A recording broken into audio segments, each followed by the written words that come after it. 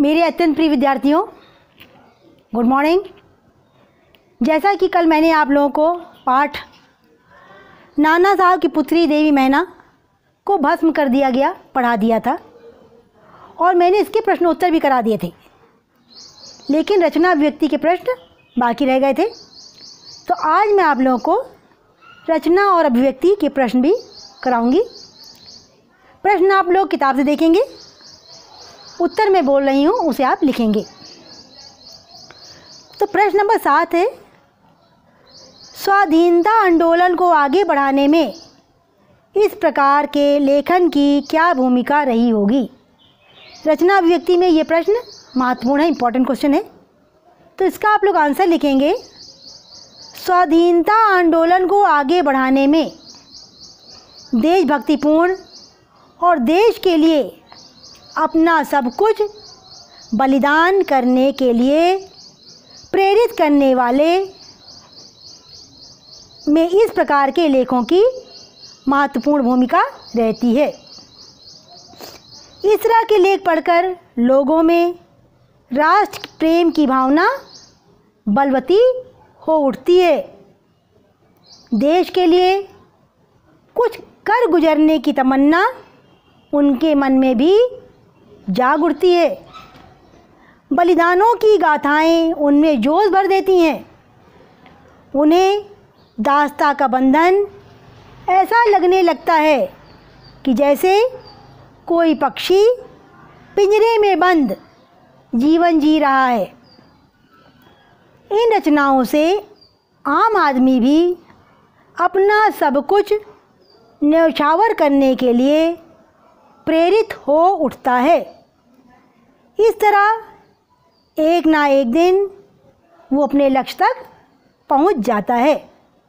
उसके बाद प्रश्न नंबर 8वां है, किताब से देख के लिखेंगे। कल्पना कीजिए कि मैना के बलिदान की खबर आपको रेडियो पर प्रस्तुत करनी है।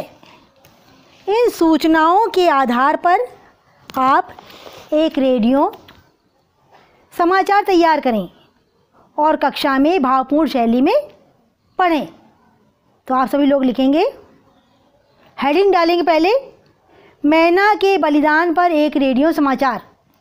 इसको लिखने के बाद इसको अंडरलाइन कर देना है।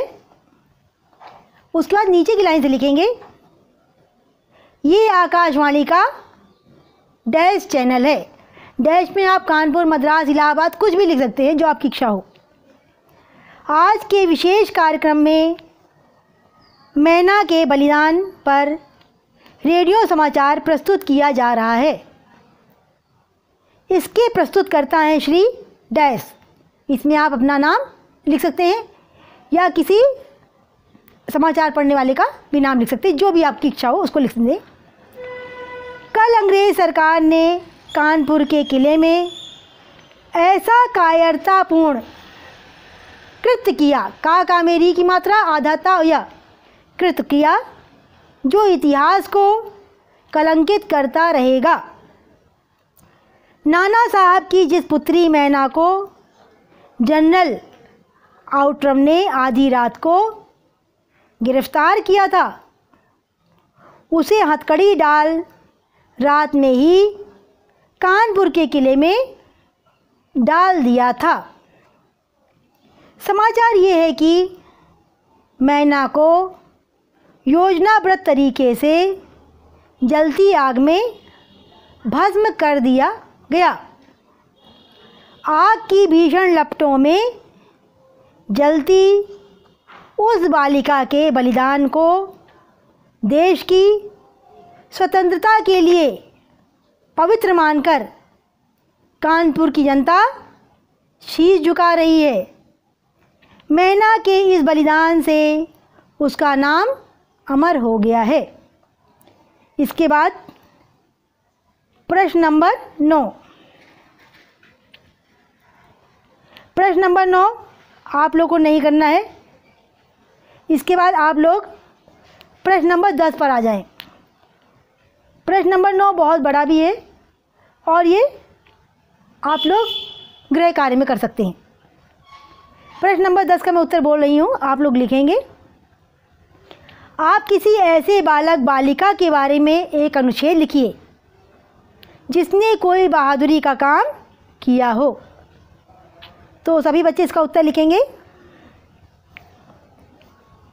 हमारा देश पहले भी वीरांगनाओं के लिए प्रसिद्ध रहा है।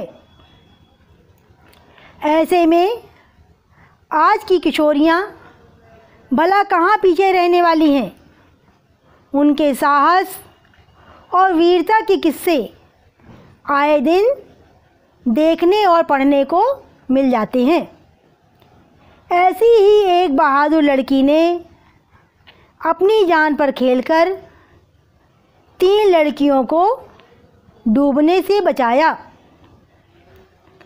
किस्सा भीलों के मोहल्ला, जिला टोंका, राजस्थान का है। 23 जून 2008 को 15 वर्षीय हिना कुरैशी व उनकी सहेलियां एक तालाब की सीढ़ियों पर कपड़े धो रही थीं। अचानक प्रीति 10 फुट गहरे तालाब में जा गिरी। यह देखकर कीर्ति ने बहन की मदद के लिए अपना हाथ आगे बढ़ाया, परंतु संतुलन बिगड़ने के कारण वह भी तालाब में जा गिरी। दोनों की मदद के लिए वहाँ स्नान कर रही 11 वर्षीय गुलप्सा, गा में छोटी मात्रा गु ला आधा प सा में एकमात्रा सा, गुलप्सा ने उन्हें बचाने के लिए दौड़ी। हड़बड़ी में उसका पैर फिसला और वो भी पानी में जा गिरी। तीनों को ही तैरना नहीं आता था। तीनों को पानी में डूबता देख हिना की सहेलियां मदद के लिए चिल्लाईं। किसी को भी आगे आते ना देख हिना ने तुरंत पानी में छलांग लगा दी। पहले उसने गुलप्सा को बाहर निकाला, फिर कीर्ति व प्रीति को भी सुरक्षित बाहर निकाला। हिना के साहस की वजह से उस दिन 3 जिंदगियों को नया जीवन मिला। हिना की बहादुरी को सबने खूब सराहा। हिना को इस हिम्मत के लिए राष्ट्रीय वीरता पुरस्कार दिया गया। बच्चों, इससे सबक मिलता है कि हमें संकट के समय कभी भी हौसला नहीं खोना चाहिए और हमेशा दूसरों की मदद करनी चाहिए। बस इसी प्रश्न के साथ हमारा ये पाठ समाप्त होता है। आप सभी सुंदर सुंदर लेख में अपनी कॉपियों में इसे लिख लेंगे। आप सभी का दिन मंगलमय हो।